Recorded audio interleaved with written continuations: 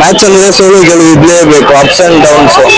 ನಾವು ಕಂಟಿನ್ಯೂಸ್ ಆಗಿ ಗೆಲ್ತಾ ಹೋದ್ರೆ ಏನಾಗುತ್ತೆ, ರಿಕವರಿ ಆಗುತ್ತೆ. ಓಕೆ, ರಿಕವರಿ ಆಗುತ್ತೆ.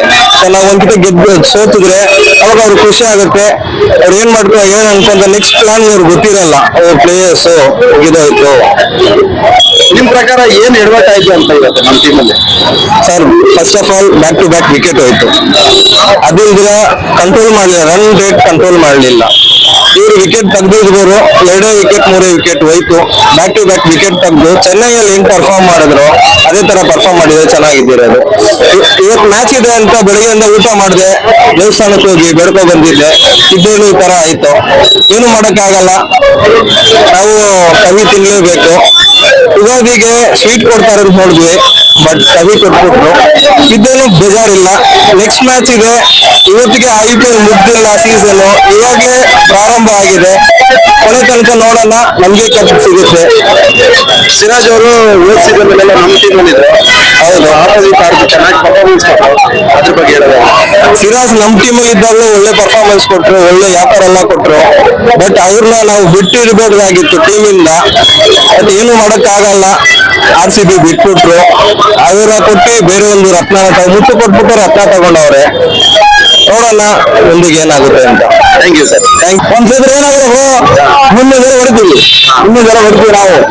ನಮಗೆ ಇದೆಲ್ಲ ಮನೆಗೆ ಬಂದಿದ್ದಾರೆ, ನಾವು ಮನೆಗೆ ಬಂದವರಿಗೆ ನೀರು ಕೊಟ್ಟು ಊಟ ಹಾಕಿ ನಮ್ಗೆ ಅಭ್ಯಾಸ ಆಗಿದೆ. ಯಾರೇ ಬಂದಿದ್ದಾರೆ, ಊಟ ಮಾಡಿ ಕಳ್ಸಿದೀವಿ. ಏನಾಗುತ್ತೆ, ಒಂದ್ ಮ್ಯಾಚ್ ಸೋತ್ರೆ ಏನೂ ಆಗಲ್ಲ. ಮುಂದೆ ಮ್ಯಾಚ್ ಗೆಲ್ತೀವಿ, ನೋಡ್ತಾ ಇರ್ಬೇಕಲ್ಲ. ಇವತ್ತು ಏನ್ ಎಡವಟ್ಟಾಯ್ತು ಅಂತ?